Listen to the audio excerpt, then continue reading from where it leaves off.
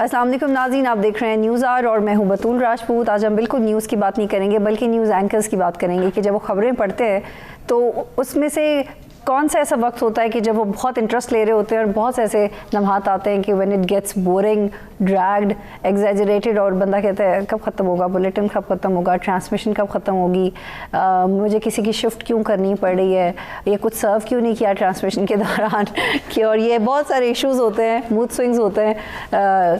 वो एग्जैक्टली कैसा होता है। मैंने भी ये जॉब की है लेकिन बहुत कम अरसा, क्योंकि it was against my personality. लेकिन मैं हमेशा क्यूरियस होती थी कि जो लोग इतने घंटों तक खबरें पढ़ते हैं, मैं हमेशा उनसे बहुत इंप्रेस होती थी कि वो कैसे कर लेते हैं एक स्क्रिप्ट को फॉलो करना, बिल्कुल रोबोट की तरह बैठे रहना और बहुत ऊंचा बोलना और बहुत एक्सप्रेशन के साथ बोलना, पॉजेज देना। हम तो फिर भी टेक लगा लेते हैं, करंट अफेयर्स में थोड़ा झुक भी जाते हैं, स्लाउच कर लेते हैं, लेकिन ये लोग तो भाई I think it's too difficult. तो मेरे साथ इस प्रोग्राम में मौजूद हैं अरसलान खोकर। सॉरी मैं उल्टा सीधा थोड़ा तारुफ करवा दूँगी। अरसलान खोकर है मेरे साथ, हुमा दुरानी साहिबा मेरे साथ हैं और महानूर मेराज मेरे साथ मौजूद हैं।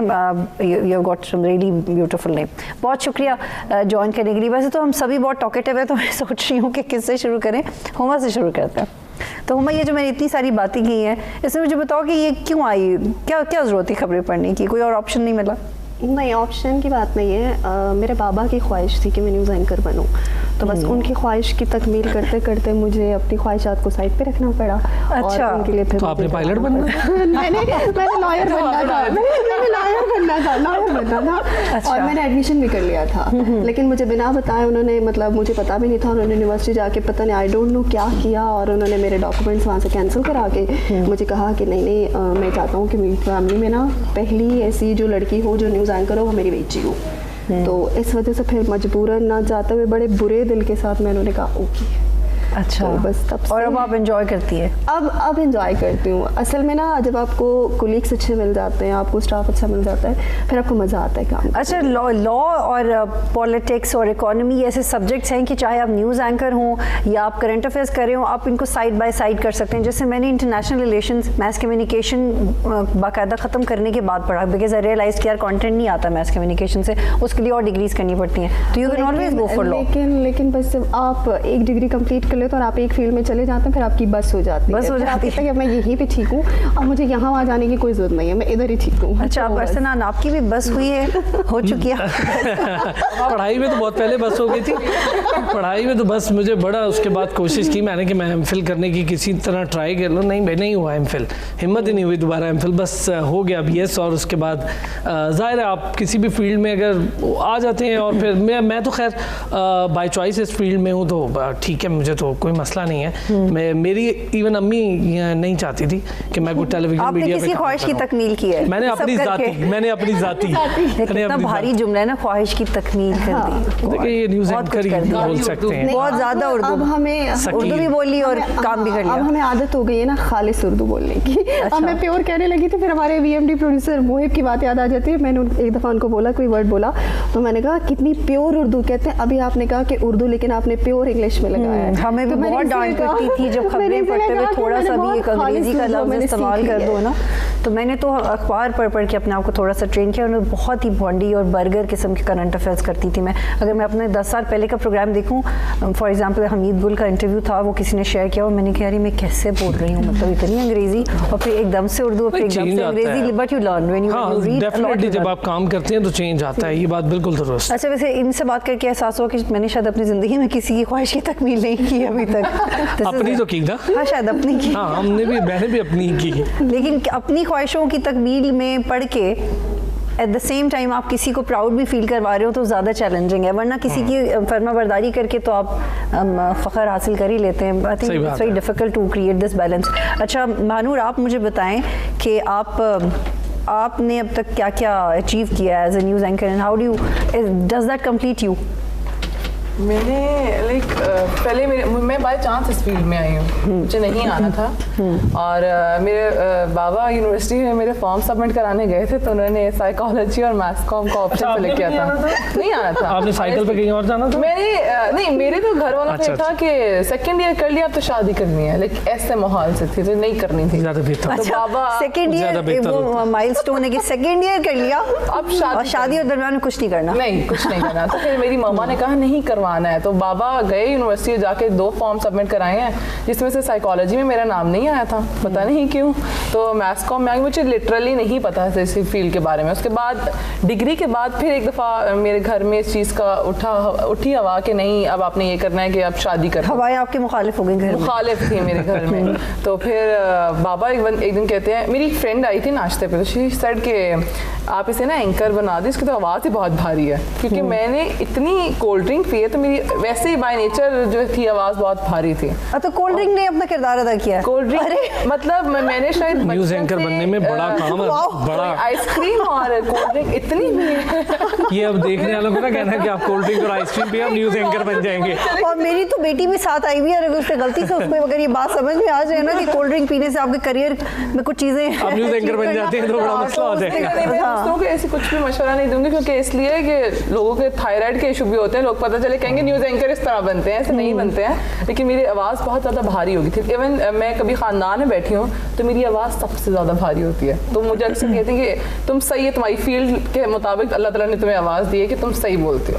वैसे अगर पॉलिटिकल वर्कर होती तो और काम आता है ना, जोर के नारे मारने में। वो जिस कोल्ड ड्रिंक की कंपनी का अगर आप गलती से भी नाम ले दिया तो उनकी तो बिला वजह तशहीर हो जाएगी, और वो तो आपको कहेंगे हम पक्के हम नहीं लेते, हम पक्के हम नहीं लेते, हो गए, हम पक्के हो गए, हम नहीं लेते। हमें पता है कि हमने मतलब नाम हम कंपनी की मशहूरी का काम नहीं करना, बिल्कुल भी नहीं करना। अच्छा, तो घर में मतलब मार नहीं पिटती थी जब इतनी कोल्ड ड्रिंक? मैं तो अपने बच्चों के साथ बहुत सख्ती करती हूँ जब वो ऐसे जंक ज्यादा खाते हैं। उन्हें पता ही नहीं चला। तो हमारे घर में but obviously I am a strict mother. Guest के लिए भी ड्रिंक आती थी तो मैं लेके जाती थी ना, तो पहले मैं पी लेती थी अपने हिस्से की, तो मैं ऐसे करती थी अपने हिस्से की। अरे तो मेरा ये किरदार भी अपने घर में रहा। अच्छा, और वो डिसाइड कौन करता था कि वो हिस्सा कितना होगा? वो मैं खुद ही कर लेती थी ना। सारों में से पी लेती थी ना, पता नहीं चला। उसके बाद फील्ड भी हमने ऐसे थी, हमारे पॉलिटिशियंस देख लें, अपना अपना हिस्सा ही देखते हैं। बचपन से ही बहुत दूरंदेश था, बहुत ज्यादा। कोल्ड ड्रिंक से न्यूज़ एंकरिंग का सफर, आप अपनी बीती में भी कोल्ड ड्रिंक का जिक्र करेंगी शायद। मैं अगर कभी किताब लिखूंगी तो सफर लिखूंगी ना उसमें। अच्छा, रंग तो पूछ ही सकते हैं, काली वाली या वाइट वाली? काली वाली। मजे की बात है, हमें आज पता चला कि ये कोल्ड ड्रिंक और न्यूज़ एंकर का सफर है सारा, हमें आज पता चला। कुछ आपको पता हमेशा से मैं डिफरेंट नहीं, मैं तो पीता ही नहीं हूं ना, मैं तो। अच्छा, वो था ना कि हर कामयाब शख्स ये के पीछे क्या होता है, तो आपके पीछे कोल्ड ड्रिंक आता है। मेरी अम्मी ने बहुत सपोर्ट किया है, लाइक मेरी फैमिली में इतना नहीं था कि लड़कियां ज्यादा पढ़ेंगी। लेकिन ज्यादा किसने किया, अम्मी ने या कोल्ड ड्रिंक ने? मेरा ख्याल है कोल्ड ड्रिंक ने ज्यादा किरदार शाना बशाना था। कोल्ड ड्रिंक साथ साथ अब तक चलती रही है। अच्छा, तो मुझे बताओ हुमा, बोरिंग थोड़ी गॉसिप करते हैं ना, तब अच्छी बातें तो करते हैं हम, ठीक है, तो बोरिंग क्या हो जाता है काम करने के दौरान? बोरिंग जब आप 2 घंटे कंटिन्यूसली बैठे रहो ना, और आपको अचानक से पता चल जाए कि तीसरा घंटा भी आपको बैठना पड़ेगा तो फिर उसके बाद दिल करता है कि मैं क्यों, क्या दिल करता है खुल के बता दो आज। फिर दिल करता है मैं क्यों एंकर बनी, वापस जा सकते हो। जो पीसीआर में प्रोड्यूसर है उसके साथ कुछ कार्रवाई की जाए? नहीं, पीसीआर में प्रोड्यूसर्स के साथ कार्रवाई ना की जाए। फिर ये होता है कि जो आपके आसपास जितने लोग होते हैं सब आपको बुरे लग रहे होते हैं कि मैं क्यों तीसरा घंटा इधर लगाऊं। अच्छा अरसलान, आपको जब एक्स्ट्रा काम करना पड़ता है? अच्छा, इनको बहुत खुशी होती है, सॉरी टू से मैं इनको बोलने नहीं दे रही, इनको बहुत खुशी है। अभी रिसेंटली 3 दिन पहले की बात है, 4 दिन पहले की बात है, मैं बैठी हुई तो ये आए और इनका ना आई गेस 4 बजे के करीब कोई इनका बुलेटिन था तो मैं बैठी हुई हूँ 2 बजे 2:30 बजे, तो ये कहते हैं ओके गर्ल्स, हमारी कुलीग है आयशा, मैं और वो बैठे हुए थे, हमारा बुलेटिन था 3 का, तो 4 का इनका है। तो आराम से ऐसे सोफे से उठे, स्टूडियो में ऐसे चल रहे हैं, तो मुझे लगा शायद तैयार होने के लिए जा रहे हैं। अब मुझे पता तो है, ये एक रियलिटी है कि जब से मैं सच टीवी में हूँ मैंने इनको कभी आज तक नहीं देखा कि इन्होंने अपना काम उठा के किसी को दिया हो कितने पैसे दिए हैं? कि यार ये कर लो। अभी तो 200 में हो गया। कभी भी मतलब मुझे नहीं याद पड़ता कि इन्होंने कभी अपना काम कहा हो कि मेरी जगह आप कर दो या मैं अवेलेबल नहीं हूँ। मुझे इनकी ये चीज़ बहुत अच्छी लगती है और मैंने इनसे ये चीज़ सीखी भी है कि अगर इनको काम दे दो ना, ये कहते हैं 8 घंटे की ड्यूटी में आपने जितना काम कराना है करा लो। और ये 8 घंटे से ऊपर नहीं भाई, और उसके बाद बस हो जाती है। और ये जो है और अक्सर औकात ऐसे होता है कि ये वो गरीब और मजलूम न्यूज़ एंकर हैं कि ये 8 घंटे की ड्यूटी के बाद भी एक्स्ट्रा असल में एंकर प्रोग्राम भी है, मेरी जिम्मेदारियों में मुख्तलिफ चीज़ें हैं। और दूसरा ये कि आप मुझे सबसे ज़्यादा जब आप कुछ ट्रांसमिशन कर रहे हो, आप करती हैं, बतूल हमारे साथ भी कर चुकी हैं, ट्रांसमिशन कर रहे हो ना और सारा कुछ पूछ चुके हो, फिर आपने टाइम पूरा करना हो अगले 2 घंटे गैर ज़रूरी तौर पर, फिर आपको होता है यार और प्रोड्यूसर का भी कंटेंट कम पड़ रहा हो। हाँ कंटेंट देखिए, एक कुछ ट्रांसमिशन किसी स्पेसिफिक इशू पे, जैसे अभी हमने हालिया आपको याद होगा इससे पहले बड़े टफ टाइम रहा है, क्योंकि खुल के बात कभी-कभी तो कोई गेस्ट भी ऐसा आ जाता है जिसको बेचारे खुद नहीं पता होता वो बोलता ही नहीं, वो बोलता नहीं और फिर मेरी बात रह गई तो ये ऐसे उठे और ऐसे यूं जा रहे, कहते हैं ओके गर्ल्स हम इंशाल्लाह कल मिलेंगे। अच्छा मैं ऐसे सोच रही हूँ कि भाई ऐसे होता नहीं है कि सुबह 10 बजे से बैठे हैं और अपना बुलेटिन छोड़ के अभी जा रहे हैं कि हम कल मिलेंगे। तो आयशा कहती है कि सर आपने 4 बजे का बुलेटिन नहीं करना, तो ये ऐसे कहते हैं कि मेरी जगह ये करेगी ना। तो अब मुझे तो आदत हो चुकी हुई है इनके साथ, मुझे पता है इनकी नेचर का मुझे पता चल चुका है। तो आयशा मुझे ऐसा देखने लग गई कि ये तो मतलब 2 भी बैठी रही, 3 भी, फिर ये 4 कैसे करेगी। तो मैंने ऐसे कहा, मैंने कहा हाँ सर कोई इशू नहीं, आप जाएं, आई विल मैनेज। तो सर हंसने लग गए, कहते हैं कि हाँ ये कर लेगी मेरी जगह, तो बस मैं जा रहा हूँ। अब हम हंस रहे, तो आयशा कहती है तुम 4 भी करोगी? तो मैंने कहा ऑब्वियसली करूंगी। मैंने कहा ये हमेशा करते तो एक दिन मैं कर दूँ, क्या फर्क पड़ता है। अगर आप किसी और की भी एक्स्ट्रा ड्यूटी सुन लें ना, बहुत जरूरी होता है। वैसे न्यूज़ में ये भी है कि अगर आप किसी और की भी एक्स्ट्रा ड्यूटी सुन लें तो थकन हो जाती है, सुन के हो जाती है। ये बात भी फेयर है। मैं ये करते तो वो हंसने लग गए। 2 घंटे एक्स्ट्रा मिले हैं ना हमें, मतलब अक्सर ऐसा होता है कि 1 घंटा तो लाजमी कभी ना कभी, मतलब हफ्ते में 1-2 दफा कि एक्स्ट्रा देना पड़ जाता है। तो अक्सर सर आज ऐसा हो गया, मैं सर को सर आज मैं सुबह 7 बजे आई थी सर, प्रोग्राम के बाद ऐसा हो गया, वो सर बहुत अफसोस हुआ, कोई बात नहीं, अल्लाह खैर करे। और एक और मजे की बात से बता दें ना, हमने आज एक्स्ट्रा काम किया या हम ज्यादा 3 घंटे 4 घंटे लाए बैठे रहे, तो कहते हैं कल आप फ्री हैं? हम कहते हैं क्यों सर, 11 बजे फ्री है? ये सर फ्री है, आप ऐसा करें परेड ग्राउंड आज कोई 21 तोपों की सलामी दे। आपकी सारी थकावट इस बात से। असल में आपने खुद भी किया है बतूल, एक तो ये काम ऐसा है कि बहुत सीरियस नेचर काम है ना, आप इसमें बहुत ज़्यादा रिलैक्सेशन का मार्जिन नहीं निकाल सकते।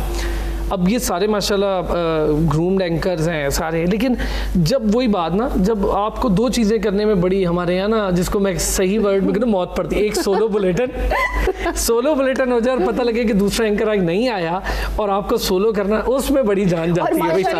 माशाल्लाह जब आपका दूसरा एंकर जो आने वाला और वो आता हो ना एग्जैक्ट 10 मिनट पहले, आपके गले में इधर आपकी जान फंसी रहती है, आएगा कि नहीं आएगा, आएगा कि नहीं आएगा। रमजान में स्पेशली ऐसा होता था, मतलब अगर हमें सोलो बुलेटिन करना है तो हम सोचते थे अच्छा रोजा ज्यादा लगने लग जाएगा, काश कोई और आ जाए। मतलब अच्छा आप लोग भी दही, सहरी में दही खाओ ना, बहुत सारा दही, उसमें खजूरे डाल के, तो बिल्कुल प्यास नहीं लगती, मुझे नहीं लगती।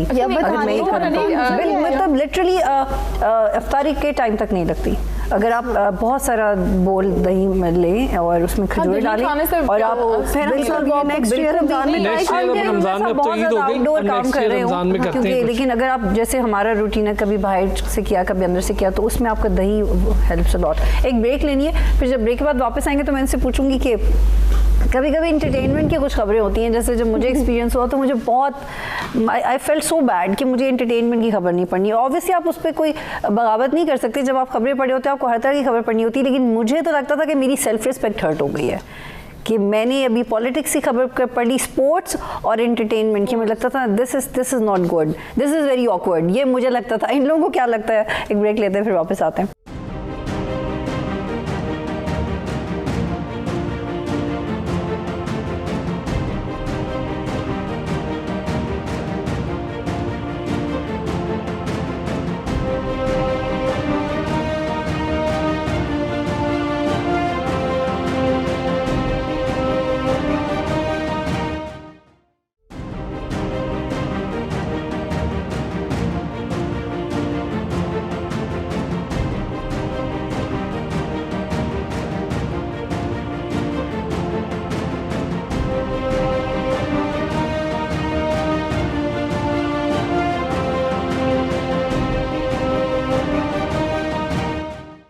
प्रोग्राम में खुशामदीद नाज़रीन। ईद के मौके पे हम अपने न्यूज़ एंकर्स के साथ बात कर रहे हैं और बुराइयां कर रहे हैं कि जब खबरें पढ़ते हैं तो किस तरह की मुश्किलें आती हैं। अच्छा, न्यूज़ की बुराइयां हो रही हैं। अच्छा हाँ, मुझे बताओ कि एक अजीब सा नहीं होता कभी कभी यार मुझे एंटरटेनमेंट का नहीं पढ़ना, स्पोर्ट्स का फिर भी ऐसा होता है? न्यूज़ एंकर्स के साथ ये होता है, हमारा जो रनडाउन होता है ना उसमें नेशनल न्यूज़ का चंक अलग होता है, पॉलिटिकल न्यूज़ का चंक अलग होता है, स्पोर्ट्स का अलग होता है, जो लाइटर स्टोरीज अलग होती है। तो हम लोग उसी हिसाब से अपना मूड बना के बैठे होते हैं। हमें पता होता है कि अब हमने ये वाली खबरें पढ़नी है, अब हमने वेदर की न्यूज़ पढ़नी है, हमने स्पोर्ट्स की न्यूज़ पढ़नी है, और एट द एंड जब क्लोजिंग होने वाली हो तो हम इंटरटेनमेंट की जो लाइटर स्टोरी होती है वो इस खुशी में पढ़े होते हैं कि इसके बाद क्लोजिंग है। अच्छा, इसके बाद एंड है।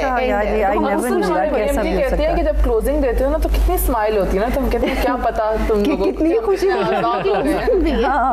अच्छा, लेकिन एंटरटेनमेंट में कुछ ऐसी खबरें होती है ना, फलां की फलां से शादी हो गई है और अब ये बारात आ रही है, और अगर कोई एक्सपेक्ट भी कर रहा तो वो भी हमारे मुल्क में तो खैर वो भी ब्रेकिंग चल जाती है। सही बात।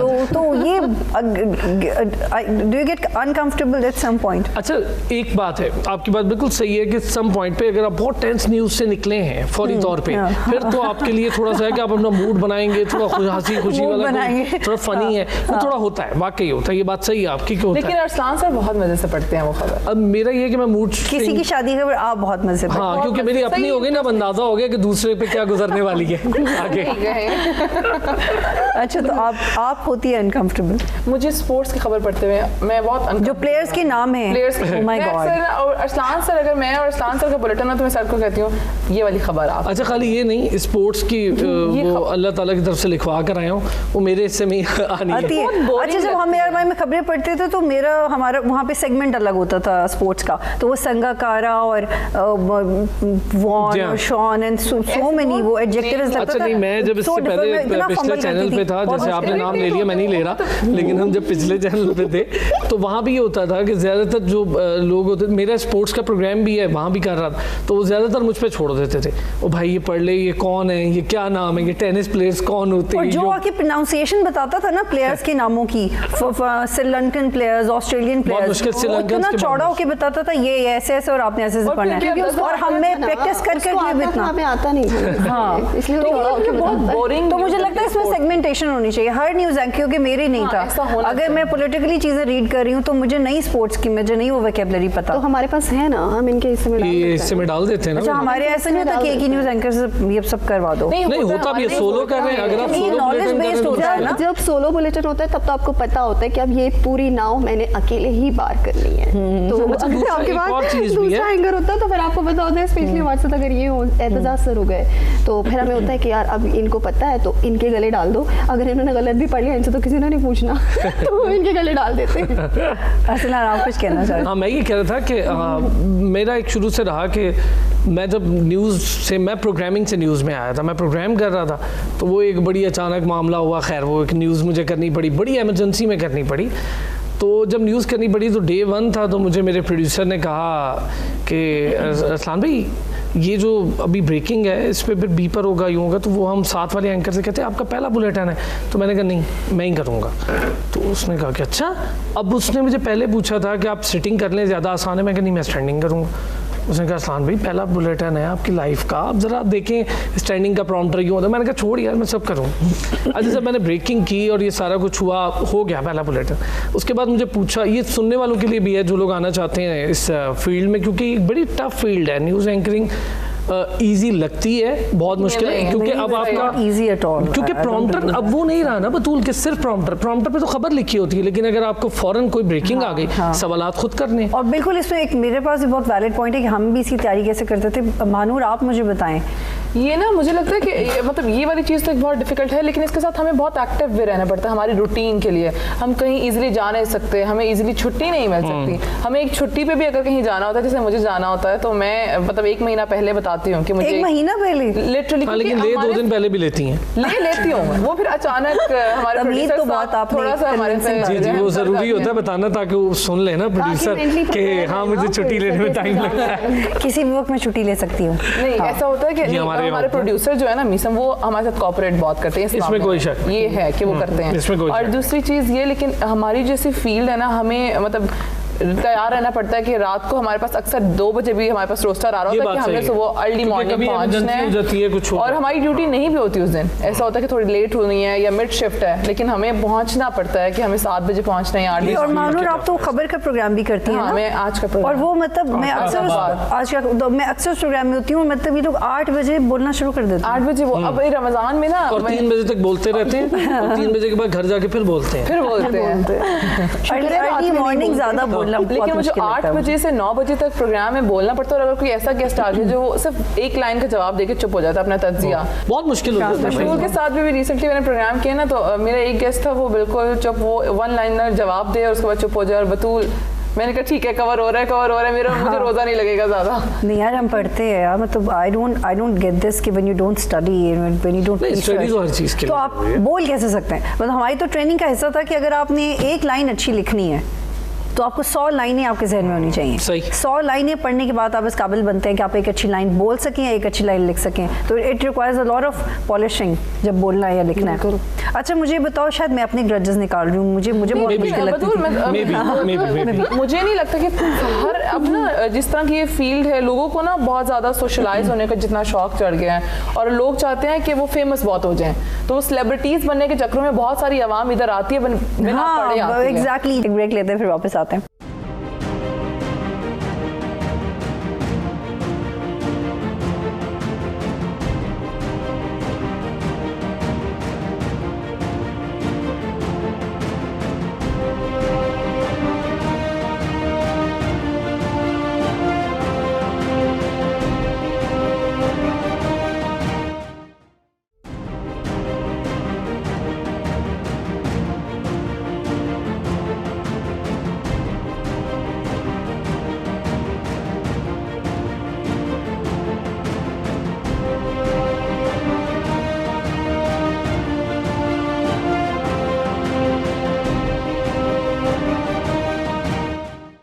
प्रोग्राम में खुशामदीद नाज़रीन। ईद के मौके पे हम अपने न्यूज़ एंकर्स के साथ बात कर रहे हैं। हम लोग जब मैस कम्युनिकेशन की ट्रेनिंग करते थे तो हम लोग इतनी टफ, हमें रेडियो की असाइनमेंट मिल रही है, अखबार की असाइनमेंट मिल रही है, जिसके लिए हमें आउटडोर जाना पड़ रहा है, एडिटिंग की assignment, very very difficult assignment. Batool अभी इंटर्नीज आती हैं ना हमारी, ये आपने बड़ी सही बात की है। हम लोगों की बड़ी ज़्यादा ट्रेनिंग एजुकेशन में भी हुई, उसके साथ फिर हम तो खैर बहुत छोटी एज से मैं तो रेडियो करना शुरू हो गया था, और फिर सरकारी टीवी, पीटीवी नहीं कहते तो चले। लेकिन ये है कि साथ साथ हम लोगों ने स्टडी, जो आप बात करें, तो वो तो लोग सरकारी टीवी तो लोग छोड़ते नहीं, आपने क्यों छोड़ दिया? नहीं, मैं प्रोग्राम करता था, मैंने उनको जॉब के लिए नहीं ज्वाइन किया, तो मैं प्रोग्राम, मेरा वो मिजाज नहीं है इतना ज़्यादा कि मैं बहुत ज़्यादा सरकार की बहुत देर करता रहूँ। ये एयर भी होना है, एयर भी होना है, खैर है, लेकिन वो मैंने भी याद दिला दो, प्रोग्राम एयर भी होना है। तो बहरहाल हाँ, सही है, सही, आप तो एक बार जी जी। अच्छा, दूसरा ये कि हम इंटर्नीज को देखते हैं, अब आप उनसे वजीर आला, गवर्नर, ये नॉर्मल चीज़ें हैं, इनके नाम पूछ लें, नहीं पता होंगे। अच्छा, ये तो चले बहुत दूर की बात है, अखबार नहीं पढ़ते यार, मतलब छोड़ो, गवर्नमेंट का नहीं पता, बेसिक जो बेसिक। मुझे याद है कि जब हमने अपनी इंटर्नशिप शुरू की थी तो मुझे किसी ने बोला, जो हमारे बॉस थे, कि do you read newspaper? I said no, क्योंकि खैर मेरा पहला सेमेस्टर था उस वक्त, तो अखबार की, आई वाज 18, मैस कम्युनिकेशन का पहला सेमेस्टर, कुछ ही दिनों में मैंने काम करना शुरू कर दिया था। तो मैंने जब न्यूज़ रूम में काम करना शुरू किया तो मुझे एहसास हुआ कि अखबार पढ़ना कितना ज़रूरी, इवन मोबाइल से, कंप्यूटर से, लैपटॉप से आपको वो समझ नहीं आती जो आपको पेपर से आता है या आपको किताब से आता है। अब जो इंटर्नीज आते हैं ना, वो लोग चाहते हैं कि हम कोई 1 हफ्ते की ट्रेनिंग करें, एक हफ्ते में बहुत ज्यादा है, 3 दिन करें, और 1 हफ्ते के बाद फौरन से हमें सीट पे बिठा दीजिए और हम न्यूज़ पढ़ना, और फिर वो कहते हैं कि कंपैरिजन उनके जो हमारा सीनियर है कि हम उसी के, लेकिन अनफॉर्चुनेटली हमारी फील्ड में ऐसे एग्जांपल्स हैं कि वो पढ़ते पढ़ाते नहीं है बहुत सारे लोग, लेकिन उनको वो उनके पास स्क्रीन टाइम आता है, और फिर उनसे लेके लोगों को ये शायद इंस्पिरेशन मिलती है कि ऐसा हो सकता है, लेकिन उसमें वो पायदार नहीं है, उसमें कोई क्रेडिबिलिटी नहीं है। हमारा व्यूअर भी अब बहुत अंडरस्टैंडिंग है, उसको पता है कि कौन सा एंकर थोड़ा पढ़ के आया है, या उसकी जो ओपिनियन है वो कितनी रिसर्च बेस्ड है, या वो कितनी एक आई ओपनिंग ओपिनियन हो सकती है। अच्छा, थोड़ा सीरियस हो गई बातें काफी, हाँ, तो उस तरह वापस आते हैं अपने ईद मॉडी पर वापस आते हैं। अच्छा, मुझे बताओ कि कभी ऐसा होता है कि मेरे साथ तो होता था ऐसे ना, क्योंकि हम बहुत यंग थे, छोटे थे, तो मुझे कभी भी ऑफिस पॉलिटिक्स आप अभी भी बहुत यंग हैं। नहीं यार, क्यों कह रही हैं हम यंग नहीं यार थे ना तब थे, अब तो बच्चे हैं अभी अब चाह के भी यंगनेस फील नहीं होती। अच्छा, तो उस वक्त ये था कि you are very new and young and you don't know the atmosphere, आपको सिर्फ अपना काम करना होता है। तो जब कोई बड़ी खबर आ जाती थी, फॉर एग्जांपल कोई ब्लास्ट की खबर आ गई, तो जो पीसीआर होता है वो ज़्यादा उम्मीद लगा के बैठा होता है सीनियर न्यूज़ एंकर से। तो कभी ऐसा हुआ है कि वो एक टसल हो जाए न्यूज़ एंकर्स में, ये खबर मुझे ब्रेक करनी है, मुझे ज़्यादा पता है? होता है, ये भी होता है, ये बड़े नेचुरल प्रोसेस है, ये होता है, अक्सर होता है कि एक दूसरे को काट दिया हो ना। ये ऐसे मेरे साथ तो ऐसा हुआ कि मुझे पूरी खबर में बोलने ही नहीं दिया। अच्छा, हमारे यहाँ वैसे मैं बताऊँ, मैं अपने चैनल की अगर बात करूँ, हमारे यहाँ ये माहौल वैसे बहुत बेहतर लगा मुझे कि हमारे जो जैसे एतजाज़ है या बाकी लोग मेरे जो सीनियर्स थे वो लोग कर रहे थे, उन्होंने हमें भी मौका दिया। फिर हमारी भी आदत बनती है कि ये लोग आते हैं तो इन्हें भी मौका। इवन ये जो दो मोहतरमाएं बैठी हैं, इनको ट्रांसमिशन करने का पहली बार मौका मेरे साथ मिला। डरते थे। और मजे की बात है, मुझे अभी भी याद है, मैं न्यू आई थी सच टीवी में और ये मरीम नवाज की नैप पेशी थी और बाय चांस मेरी ड्यूटी थी, मतलब मैं स्टैंड बाय पे बैठी हुई थी। अच्छा सर अरसलान थे ऑफिस के अंदर, अब आ गई ट्रांसमिशन, उनकी नाप पेशी थी और मैं जी अब परेशान, मेरे हाथ पाँव ऐसे कांप रहे हैं, बिल्कुल ऐसे क्या मतलब मैंने क्या पूछना है, कैसे पूछना है। अच्छा, एक और चीज़ है कि जब आप पूछना शुरू करते हो ना, ऑटोमेटिकली आपका माइंड खुल जाता है। आप एक क्वेश्चन गलत, आपकी भी टांगे कांप रही थी या प्रोड्यूसर ने मुझे बहुत पुश किया कि मैं पूछूं, वरना आई हार्डली क्रैक जोक्स। अब सही मैंने पूछ लिया, आपने पूछ तो मैं अब मेरे हाथ पाँव ऐसे ना, अब ये आए नीचे तो ये मुझे, अब मैं इनको इशारे किए जाऊँ कि मुझे बहुत डर लग रहा है, मुझे बहुत डर। अपनी स्क्रीन की भी आपको टेंशन होती है। इतनी देर में जब खबर अगर शुरू करना पड़ा तो फिर क्या किया? तो फिर जी पढ़ना तो शुरू कर, ब्रेकिंग आ गई आपके पास, लेकिन अब वो बीएमडी साहब कह रहे हैं कि इस पे रहना है आपने। मैं फलाने बंदे को लाइन पे कॉल करने की कोशिश कर रहा हूँ, फलाना बंदा भी लाइन पे आ रहा है, अभी ये तज्ज़ियाकार आ रही है और मेरे हाथ पाँव कांप रहे हैं। मजे की बात, एडवोकेट आ गया और जब एडवोकेट आया, मुझे कानूनी मामला वैसे ही जो है, अब मैं सोचूं क्या पूछूं। अब ये आए तो ये मुझे क्वेश्चन एक ऐसे लिख के दें, एक ही क्वेश्चन लिख के ना, क्वेश्चन लिखा और ऐसे पेज में किया ना। तो जब मैंने इनको देखा तो मुझे बड़ी खुशी हुई कि यार मतलब चलो कोई सहारा हो गया। आप 2-3 लिख देते हैं ना, फिर बंदे को खुद समझ आता है, इन्होंने खुद ही आगे बढ़ा दिया। लेकिन 2 दिन है और आज का दिन है, डर खत्म हो गया अंदर से कि मतलब ये भागती थी ये ट्रांसमिशन से। फिर इनको मैंने एक दिन कहा कि आप मेरे साथ बैठे, आप जो मर्जी पूछें, अगर आप गलत भी पूछेंगे तो उसकी जिम्मेदारी मैं लूंगा। मैं जितना कि भाई मैंने कहा था पूछो, भागी हूं उतना मुझे करनी पड़ी है, उतना मुझे ये होता है, ये होता है। मुझे स्टार्टिंग में ना डर लगता था, तो अरसलान सर के साथ प्रोग्राम बुलेटिन किया, उसके बाद उसी में कोई हमारे रिपोर्टर्स को ना कराची में कहीं मारा शारा था तो हरास किया था, वो नहीं होता। तो उस दिन सर ने और मैंने सर कहते करो, और अच्छा उस दिन सर की एक चीज़ है, मतलब सिखाएंगे एकदम स्टॉप हो जाएंगे, करो। और फिर उसके बाद जब आप क्वेश्चन करते हो ना, तो अगर ऐसा हो कि थोड़ा सा आप पता चल रहा हो आप खराब करने लगे हो, तो इनके कहने का ये मतलब है सर अपने एनालिस्ट करके ताकि बिल्कुल पॉइंट उठा लें। अच्छा, मैं एक, क्योंकि मुझे भी बहुत सालों बाद मौका मिल रहा है कि हम अपनी न्यूज़ एंकरिंग वाली भड़ास निकालें, तो मैं तो बिल्कुल नॉस्टैल्जिक हो गई हूँ।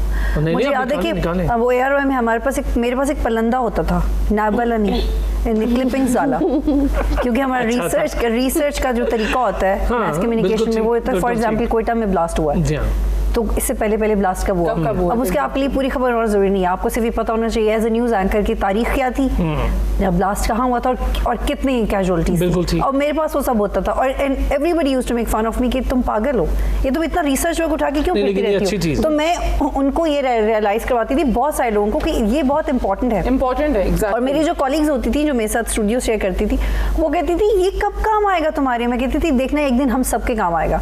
और मुझे याद है कि कोई फॉरेन पॉलिसी का इशू था और हसन अस्करी साहब हमारे साथ थे, तो मैंने बहुत मज़े से अपनी सीट के नीचे से अपना पलंदा निकाला और मैंने इंटरनेशनल रिलेशंस वाला अपना रिसर्च निकाला, और my senior news anchor was quite confused. तो मैंने जब उससे शेयर किया तो वो थोड़ा इम्प्रेस भी हो गई कि तुम शेयर भी कर लेती है। And then many of them realise कि यार जब एक न्यूज़ एंकर अपनी क्लिपिंग्स लेके स्टूडियोज में बैठता है तो उसकी इंपॉर्टेंस क्या होती है, उसकी डिलीवरी भी बिल्कुल डिफरेंट होती है उससे कि जो बिल्कुल ब्लैंक बैठा। और मैंने बहुत कम लोगों को देखे जो अपना रिसर्च लेके बैठे हुए हों। अच्छा, एक और चीज़ बतौल, जब इस तरह की कोई सिचुएशन होती है ना, लाइक आप कोई ब्लास्ट हो गया या कोई इस तरह ट्रांसमिशन स्टार्ट होने वाली होती है, तो समटाइम्स ऐसा होता है कि कुछ सीनियर्स तो बहुत अच्छे भी आपको मिलते हैं, लेकिन कुछ ऐसे मिलते हैं वो ऑन द द स्पॉट उस टाइम पे फंसा देते हैं। वो कहते हैं इसको तो जरा मैनेजमेंट के सामने एक्सपोज करूं मतलब मैं। मैंने अपने मतलब इन 6 साल हो गए मुझे इस फील्ड में, और मैंने जब देखा है तो कुछ सीनियर मेरे, मैं नाम नहीं लूंगी, वो बेचारों का अरे अब तो मत लेना, तुम तो फिर हम सबको मरवाओ। नहीं वो यहाँ पर है नहीं वो। अच्छा यानी चलो फिर भी ना मेरे अब सीनियर्स बहुत अच्छे हैं। मेरे तो अरसलान सर और इत्तेजाज सर ही हैं मेरे सीनियर दोनों। तो वो जो थे वो पता क्या करते थे, माउस को स्टक कर देते थे, वो कभी करते थे कि इस तरह की सिचुएशन बहुत हो जाता है। अच्छा फहीम कह रहे हैं, जो मेरे प्रोड्यूसर हैं, फहीम आप ही आ जाए इधर, मैं पीसीआर पे जाती हूँ। फहीम ने कहा है कि प्लीज़ बतूल ये भी पूछ लें अरसलान से कि अरसलान जितनी आपकी शख्सियत में एक बोलने की सलाहियत है, आपको लगता है कि आपकी प्रेजेंस में कोई और बोल सकता है? नहीं बिल्कुल नहीं। हाँ, उनको बता दें, खुश है वो सुन खुश है, 2 दफ़ा खुश कर दिया। अभी साइड लाइनअप अगले हफ्ते के वो करेगा। अगर फहीम कोई सवाल करेंगे तो उन्हें यहाँ पर चेयर लगवा नहीं, लेकिन अगर वो इतने खुश हो गए तो फिर आज हो जाए कुछ शाम में खाना खिलाएं हमें अच्छा सा।